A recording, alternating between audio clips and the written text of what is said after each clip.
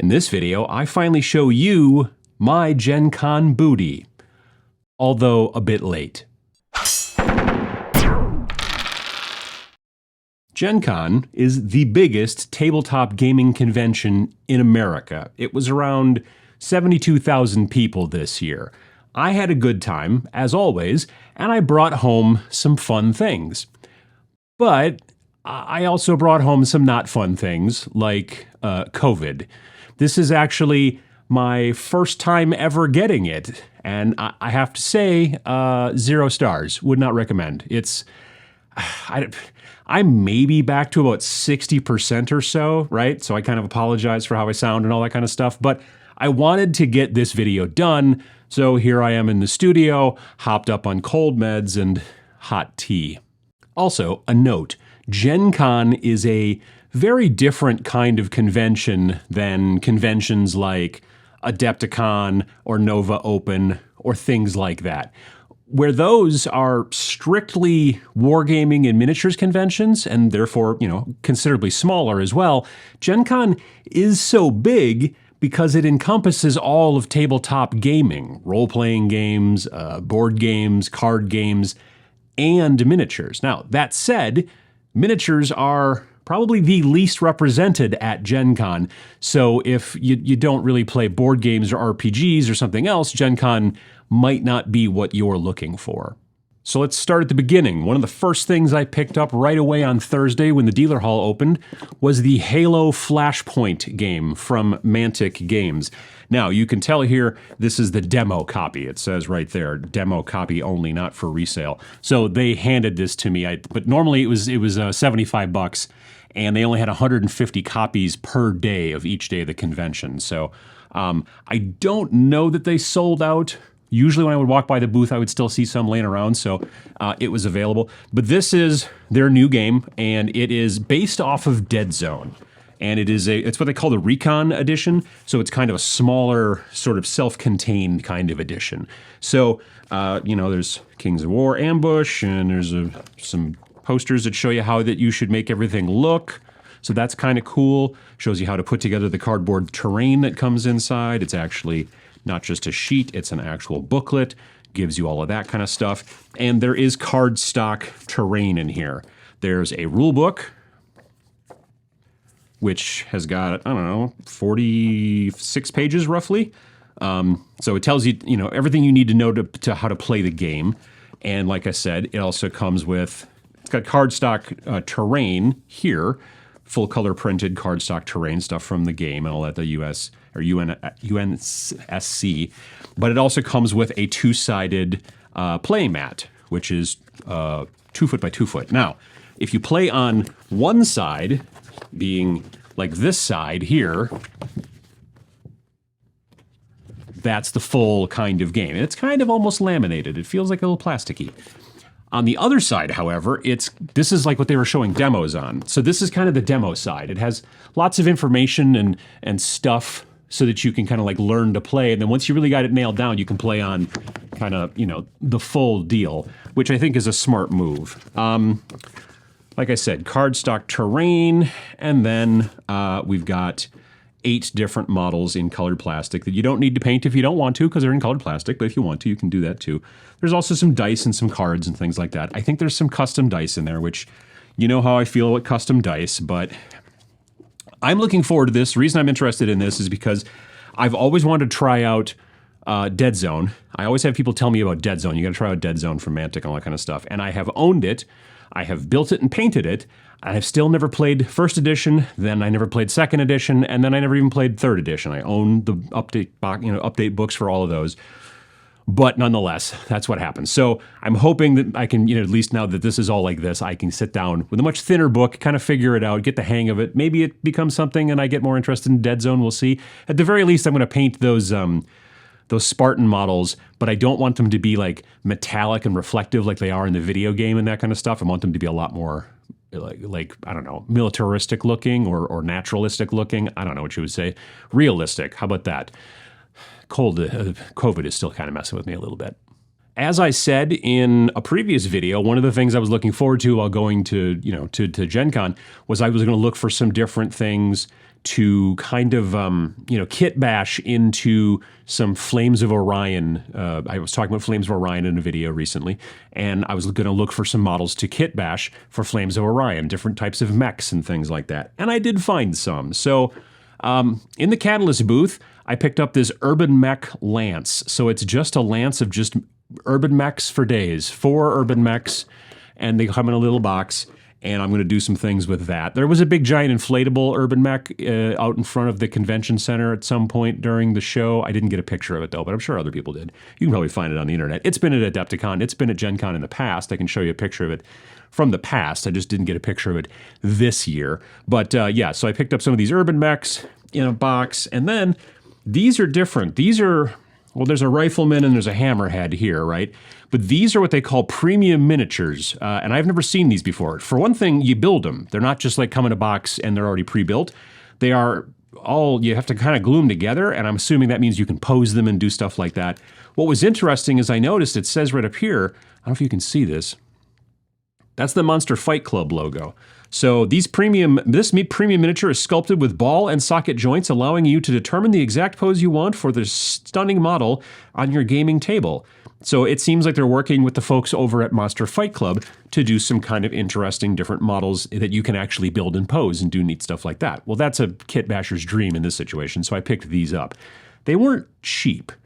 They were 10 or 15 bucks each, I think, if I remember correctly. This isn't a miniatures game. This is called Dark Tomb, Crypts of Aurelian. It's by Andy Bergman from Kaz Games. And it's this little metal tin. And I walked by the booth and it kind of caught my eye. And I said, hey, so what's going on over here? And he's like, well, it's explore the crypts of Aurelian, search for powerful items, battle gruesome monsters, and attempt to retrieve the legendary Amulet of Fire. I'm like, well, that sounds interesting. And it's this little metal box. And inside you have your instructions, of course. And then there's a bunch of cards. It's like a dungeon crawler. You got to die. You got these little things. It says, here's your, fighter, and here's your mage, and blah, blah, blah.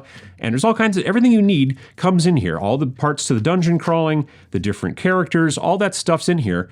And I was like, well, that's really kind of cool. And he's telling me the whole spiel. I'm looking at it. I'm going, yeah, he's going to say it's 30 bucks. And I don't know if I'm going to want to do 30 bucks. And I'm like, how much is it after he got done with his bit? And he said 20 bucks. And I was like, well, all right, yeah. So I'm going to see if I can't maybe convince my wife to give this a try with me. I think that might be kind of fun.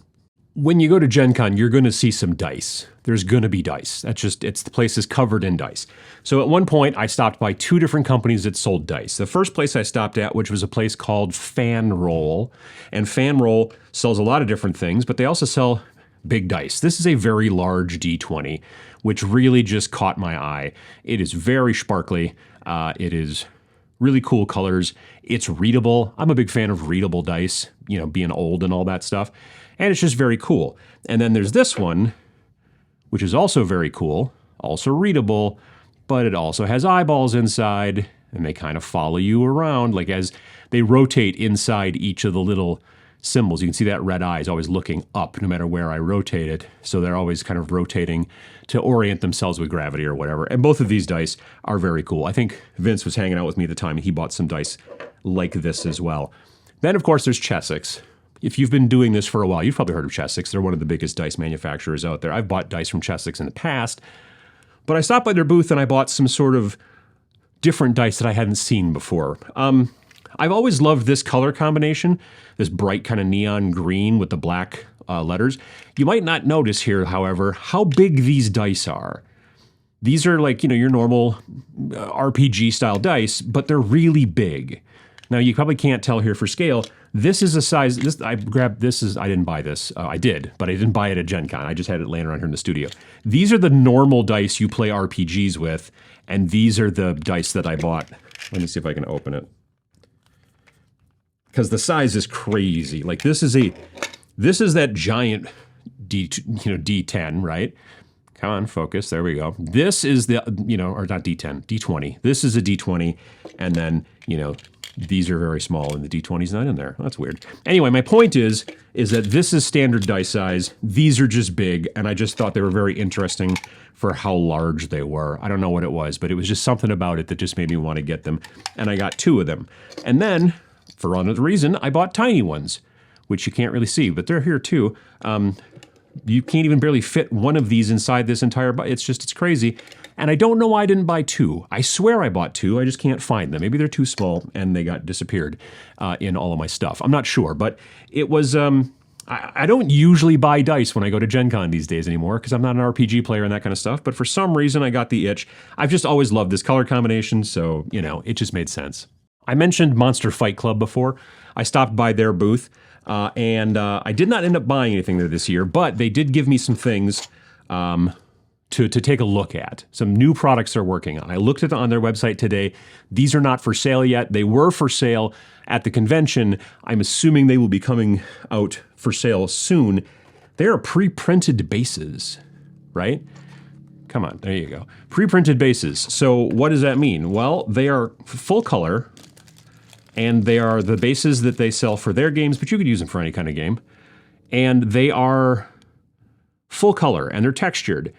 Now, the only thing that I kind of wish they had going on was like, you know, like these street ones. I wish that the textures like matched what's going on the, you know what I mean? Like I wish that there was an actual texture line for these lines in the pavement and stuff like that. And there doesn't seem to be. It just seems to be the base texture of the actual, you know, base. And then they just print a color on top of it. But they're very sturdy. Like I can scrape the heck out of it with my fingernail. Nothing comes off. So it's probably UV printed if I had to guess. I'm not sure on that, but I wouldn't be surprised if it were.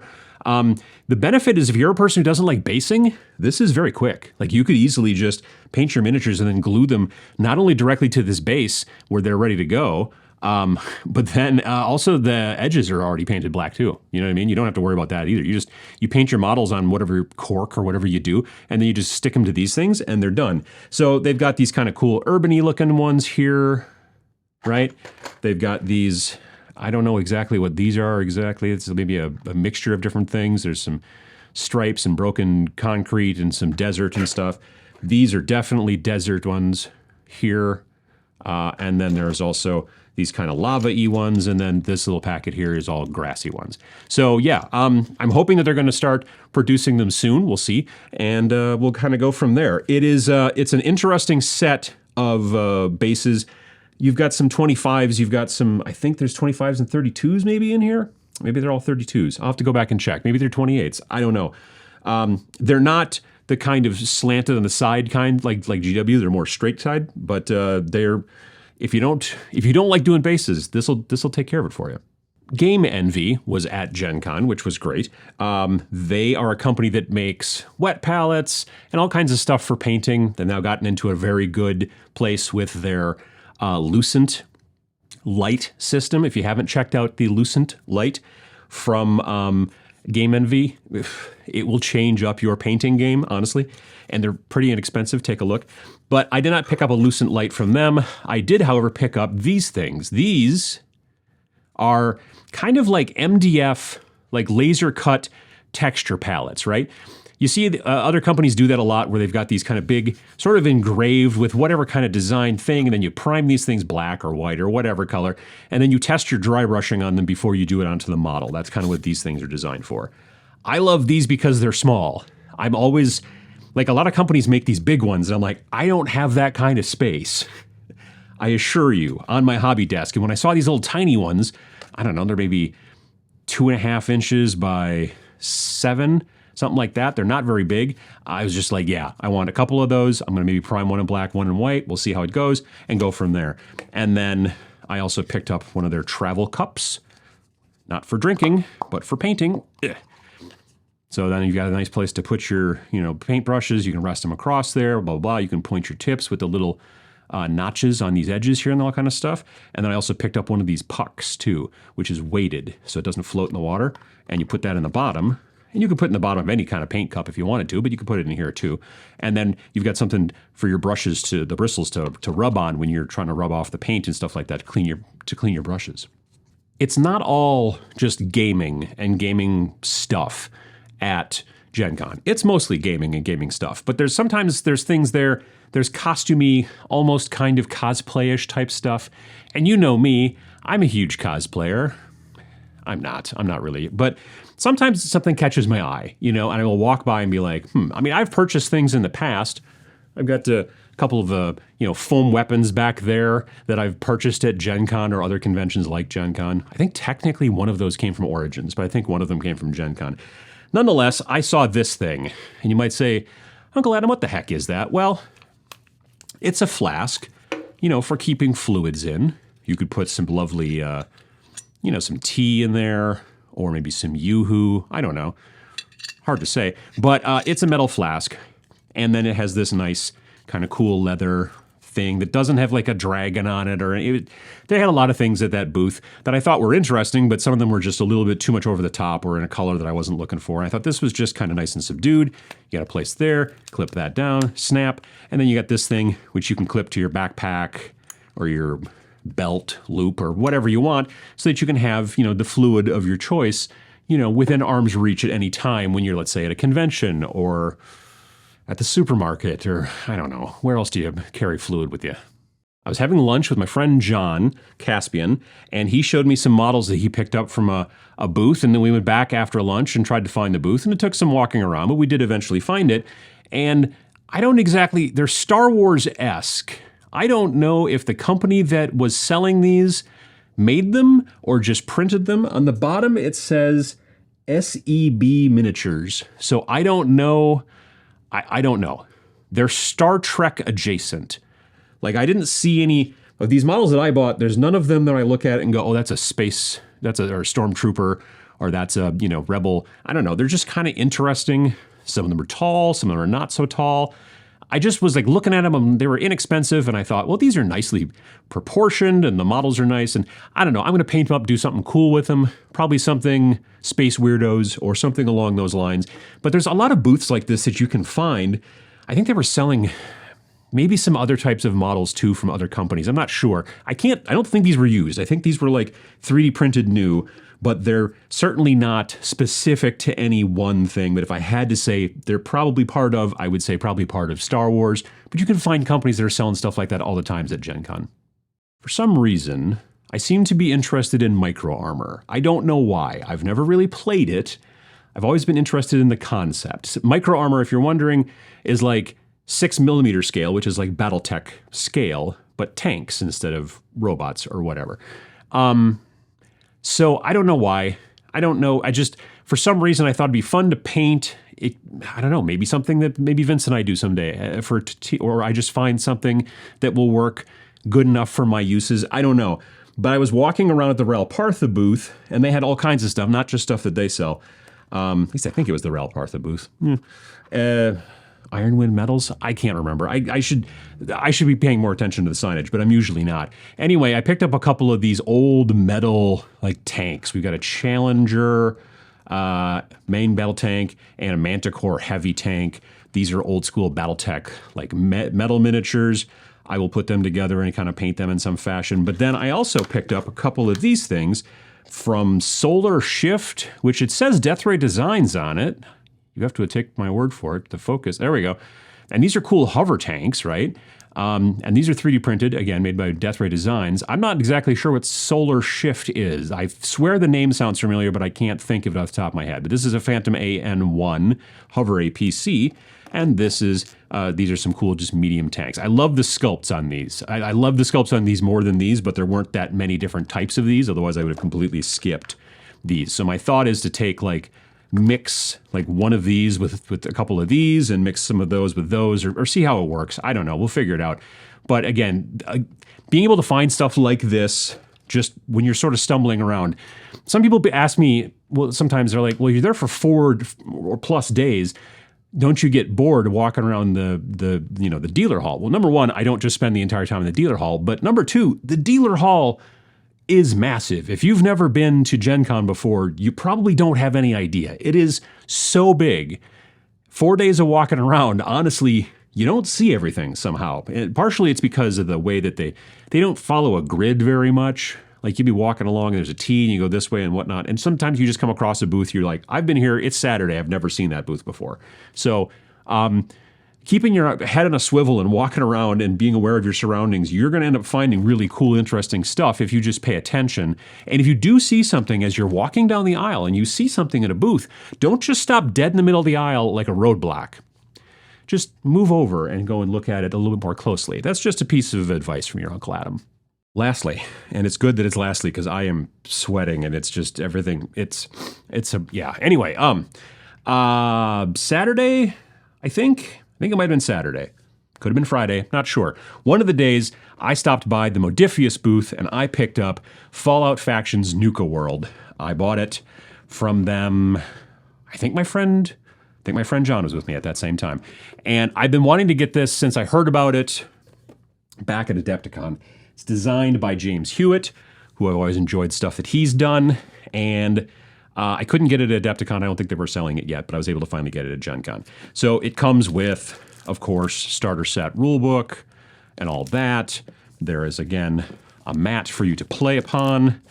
There's crew rosters, which I think are, I don't know if you're supposed to put them in sleeves and write on them with a marker that's like a dry erase, or if you can mark right on them. They're not exactly laminated, but nonetheless, there's a lot of markers and you know, little tokens and stuff like that, but that's kind of the way Modifius seems to work with these things. I have been told there are fewer of these tokens in this game than there are in Wasteland Warfare, which there's got to be, just because Wasteland Warfare was all the tokens. And then there's cardboard terrain and all kinds of neat things like that. Signs and little buildings. And you punch all these out and build them. They're all, of course, double-sided. And then more stuff, all kinds of jazz. And then there's a lot of models. Now, I've never built any models from Fallout stuff before, but I always thought they were resin, but these are obviously hard plastic, right? Like, these are hard plastic on sprues and the whole deal. They seem real fine. My nose isn't really working yet, but boy, those do smell weird too. Huh, interesting. Comes a tape measure. That's kind of neat. And some dice. They don't seem custom per se. Like they are, they've got like, you know, a Nuka Cola bottle on the 10s or whatever, but they're not custom per se. At least I don't think so. Anyway, yeah, so I'm going to build these guys. I think there is something like 9 per side, 9 or 10. 1, 2, 3, 4, 5, 6, 7, 8, 9, 10. Yeah, so probably 10 per side. So you got 20 models in the box. I think they were selling it for like $100 at Gen Con. And yeah, they don't look difficult to build, so that'll be nice. Then I can paint them up and kind of mess around. From what I understand, from everything that I've read and the battle report that I watched with James and some stuff like that, this game is a bit stripped down, a little bit more streamlined than Wasteland Warfare. Wasteland Warfare was dense. There was a lot going on for a game that kind of came across a little board gamey because of all the little tokens and the little special dice and then, you know, the custom dice and all that kind of stuff. This is not particularly custom dice, again, like I said, not in comparison to Wasteland Warfare. The rules are stripped down a bit more, so I'm very interested in trying that out because I tried messing with Wasteland Warfare and it just wasn't for me. Plastic miniatures, more interested for me also is in comparison to, say, resin, so we'll see how that goes as well. So that's what I brought back from Gen Con 2024. I didn't bring back any t-shirts this year, now that I come to think of it. I mean, I got this one at Gen Con, but it was years ago. That will make my wife happy. I didn't go crazy buying stuff, but to be honest, it's harder for me to go crazy at Gen Con in comparison to, say, Adepticon, which is a full-blown, you know, miniatures convention. Tons of stuff at Gen Con is just kind of not up my alley, you know? There's lots and lots of RPGs and board games and cosplay and stuff like that. But there's still some wargaming stuff there for sure. If you were there, I hope that you had a good time, and I hope you didn't get sick like I did.